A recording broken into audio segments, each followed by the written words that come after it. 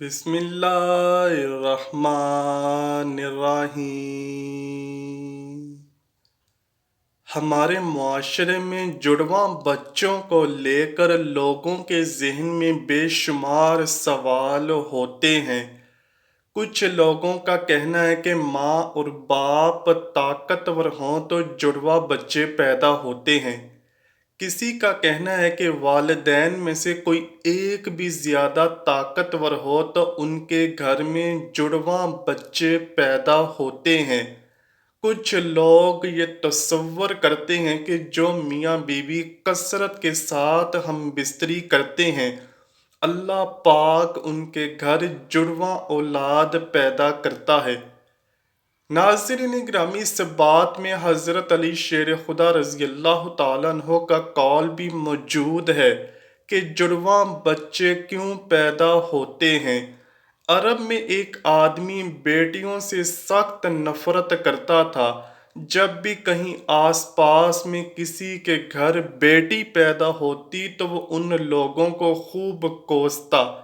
اسی طرح جب اس کی بیوی حمل سے ہوئی تو اللہ پاک نے اسے جڑواں بیٹیاں عطا فرمائیں۔ جب اس کو خبر ہوئی کہ اس کے اپنے گھر میں ہی 2 بیٹیوں نے جنم لیا ہے تو وہ بہت ہی دکھی ہوا اور اپنی بیوی کو منحوس قرار دے دیا۔ اس بندے کی مایوسی کی باتیں امیر المؤمنین حضرت سیدنا علی رضی اللہ تعالیٰ عنہ کے پاس پہنچی تو حضرت علی رضی اللہ تعالیٰ عنہ نے حکم دیا کہ اس بندے کو میرے سامنے پیش کیا جائے۔ چنانچہ کچھ ہی دیر بعد سپاہی اسے حضرت مولا علی رضی اللہ تعالیٰ عنہ کے سامنے لے آئے تو سیدنا علی رضی اللہ تعالیٰ عنہ نے فرمایا، اے اللہ کے بندے، اللہ ہر کسی کو بیٹی کی نعمت سے نہیں نوازتا۔ اللہ ہر کسی کے گھر میں جڑواں بیٹیاں عطا نہیں کرتا۔ اللہ جس گھر سے خوش ہوتا ہے اس گھر میں ہی بیٹی پیدا کرتا ہے۔ اللہ جس کو جنت میں داخل کرنا چاہتا ہو اور اس کی آخرت کو سنوارنا چاہتا ہو تو اس کے گھر میں ہی بیٹی پیدا کرتا ہے۔ اللہ کے آخری نبی حضرت محمد صلی اللہ علیہ وآلہ وسلم نے فرمایا کہ جس بندے نے اپنی بیٹیوں کی اچھی تربیت کی، اس کی خوب پرورش کی، پھر جب وہ جوان ہوئیں تو اس نے بیٹیوں کی شادیاں کی، ایسے بندے کے لیے اللہ پاک جنت واجب کر دیتا ہے۔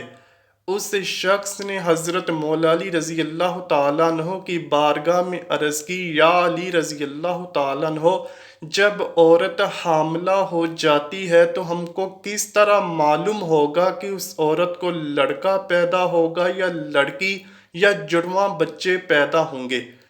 اس شخص کی بات سن کر حضرت سیدنا مولا علی رضی اللہ تعالیٰ عنہ فرمانے لگے کہ اس بات کو اللہ ہی بہتر جانتے ہیں کہ اس کو لڑکا پیدا ہوگا، لڑکی پیدا ہوگی یا جڑواں پیدا ہوں گے۔ اللہ کے سوا کسی کے پاس بہتر علم نہیں ہے۔ ہم بس آپ کو ایک بات بتا دیتے ہیں کہ جب بھی بیوی اور میاں ہم بستری کرتے ہیں تو مرد کی منی عورت کی منی پر غالب آ جائے تو لڑکا پیدا ہوتا ہے۔ اگر عورت کی منی مرد کی منی پر غالب آ جائے تو عورت کے گھر میں لڑکی پیدا ہوتی ہے۔ اگر میاں اور بیوی کے منی آمنے سامنے آئے تو جڑواں بچے پیدا ہوں گے۔ اللہ نے بے شمار مخلوقات کو پیدا فرمایا ہے، جس میں سے کچھ مخلوقات زمین پر زندگی بسر کر رہی ہے اور کچھ مخلوقات سمندر میں زندگی گزار رہی ہے۔ اللہ نے ہر کسی کو جوڑا پیدا کیا ہوا ہے۔ یہ کام اللہ نے اس لیے کیا کہ ہر مخلوق کی نسل قیامت تک باقی رہ سکے۔ ان مخلوقات میں سے اللہ نے ایک ایسی مخلوق بنائی ہے جس کو انسان کہا جاتا ہے۔ اللہ نے انسانوں میں بھی مرد اور عورت کو پیدا کیا ہے۔ قرآن پاک میں ہے کہ نہ میں کسی کا باپ ہوں اور نہ ہی میری کوئی اولاد ہے، میں ماں اور باپ اور اولاد سے پاک ہوں، میرا کوئی نہیں، میں صرف تنہا اور اکیلا ہوں۔ اللہ نے فرمایا ہے کہ یہ میں ہی جانتا ہوں کہ عورت کے گھر میں لڑکا ہے یا پھر لڑکی ہے۔ میں جس کو چاہتا ہوں لڑکا یا لڑکی یا پھر جڑواں اولاد عطا کرتا ہوں، جس کو چاہتا ہوں بھانج بنا دیتا ہوں۔ اتنے میں ایک اور شخص کھڑا ہوا، اس نے حضرت مولا علی رضی اللہ تعالیٰ عنہ سے کہا کہ میرا بچہ ہر وقت روتا ہی رہتا ہے، اس کی صحت بھی بہت کمزور ہے۔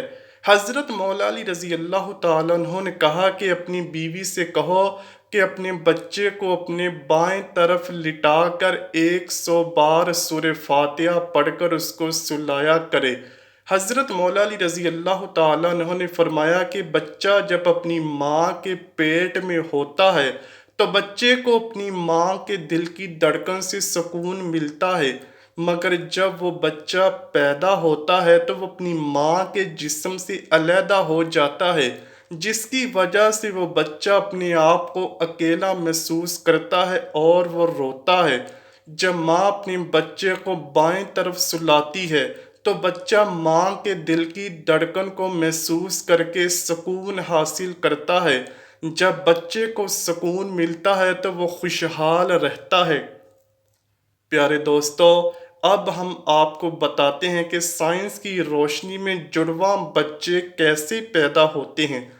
دوستو، جڑواں بچوں کے پیدا ہونے کی پہلی وجہ جو سائنس بتاتی ہے وہ یہ ہے کہ باڈی ماس انڈیکس کا زیادہ ہونا۔ حال ہی میں تحقیق میں بتایا گیا ہے کہ جن خواتین کا BMI یعنی باڈی ماس انڈیکس 30 یا اس سے زائد ہو تو ان کے گھر جڑواں بچے پیدا ہونے کے امکانات بڑھ جاتے ہیں۔